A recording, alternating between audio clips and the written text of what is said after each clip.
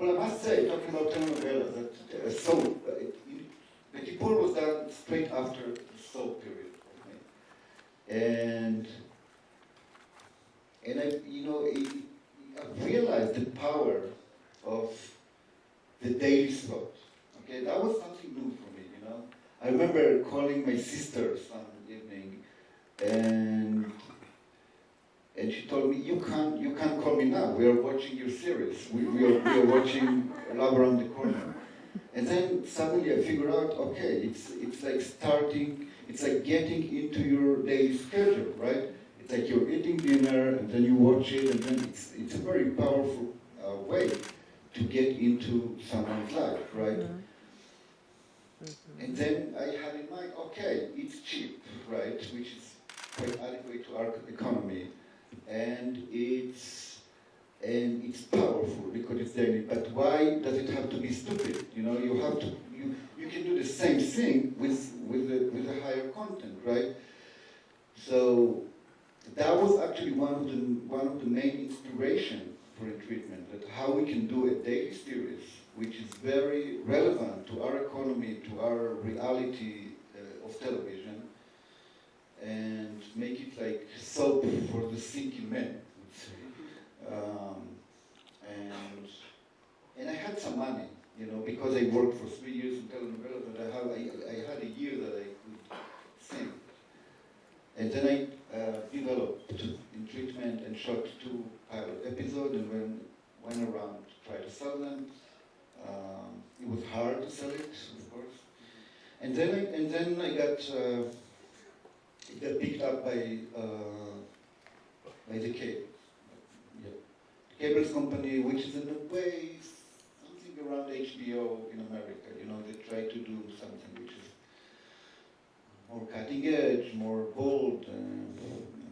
Y tú financiaste el piloto. You financed the pilot. Yeah.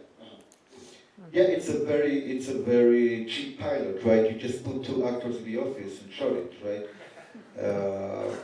So I was lucky, you know. It cost me to write it and to add another writer, and I paid the actors and I paid the crew, but I could afford it. And because I knew that if you are doing something, a new format, a new thing, no way you can sell it without showing it. You know? It's like, who is going to buy it on the paper? Not that on the pilot they wanted to buy it, you know, but in the paper nobody would buy it. So, and then we started to work. So then what I did is this. I took a very good friend of mine as what I would call a head writer. And we were sitting together for a couple of months and breaking the stories. Like inventing the characters, breaking the story. And then, meanwhile, I started to look for writers. And my idea was from the beginning that every writer would write a specific storyline. And it was a match, right, to find the right writer for the right storyline.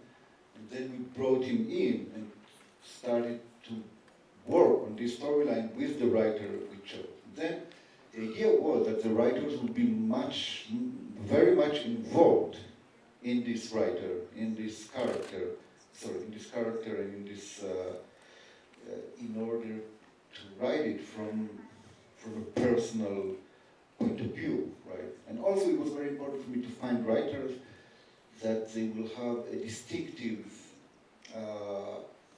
voice. Sí, quería preguntarte también en particular sobre Betty Pool y In Treatment. ¿Qué tan difícil es? Yo conozco, de todos los escritores que conozco, todos tienen backgrounds muy distintos, son plumas muy distintas, habilidades muy distintas. ¿Qué tan difícil es generar un grupo de escritores o elegir o encontrar un grupo de escritores en quienes puedas confiar para crear una serie tan enfocada en In Treatment, que el drama se sostiene del diálogo entre los personajes? ¿Qué tan difícil es armar un buen pool de escritores y cómo lo hiciste? So first but unlike America, I didn't put them all in the same room. You know, that would be chaotic in 2 minutes. You know, this thing you can do in America, in Israel, you would like, everybody would scream at each other in 2 minutes. I couldn't run it. So, and you know, and you have to remember that my job was also to rewrite all of the scripts, you know. So I knew I could bring writers from, you know, I took, for instance, I took one of the writers was an author of books, right? She never wrote a script in her life. But I read her books, and I kind of realizing that she writes very beautiful dialogue with a very specific voice. This is the one who wrote the one we're going to see, the Laura or Nama. So it was a long process, you know. It took her a lot of drafts. She's one of these persons who can write a draft, and when I give some notes, she just writes a whole new script. It was, you know, that's her way. So it was very difficult, but slowly, I took her to this point when she could write a beautiful script. And then what I had to do is like, you know, polish it and also make it, you know, I have to unify all of the scripts in a way that it will be one therapist and one system and one school of therapy or whatever. So again, for me, it wasn't enough that there were people who are professional dialogists, right? They should have been people who first was in therapy, experienced therapy. Otherwise, you cannot write it. And in Israel, most of the writers would go to therapy. Una pregunta aquí. Entonces, trabajabas con un escritor en particular, un escritor por digamos, paciente, ¿no? Por interacción paciente-terapeuta, que trabajabas con un escritor por historia, por paciente del terapeuta. Me entró la duda ahorita si los escritores, ellos escribían también al terapeuta en su versión del guión, ¿no? Entonces me entró la duda ahorita si emergía, salían diferentes figuras del terapeuta de acuerdo a los escritores, si había variaciones en su concepción de la posición del terapeuta. Right, so yes, they were writing, usually, at least in the beginning, they were writing very bad therapists, right?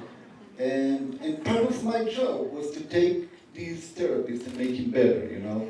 They were writing different therapists and sometimes bad therapists, and you know, they were so identified with their own character that, you know, and they tend also to use to give the patient the best lines and not to the therapist, you know? Sometimes you could read a draft when the patient himself has these amazing insights, but the therapist has this, you know, so that was, yeah, that was the work. I mean, it was a long work. It was like a very, very hard year to write all of these episodes. It was supposed to be 60 episodes. I couldn't make it, so it was only 45. It was a hard job. Entonces, ¿cuántos escritores fueron?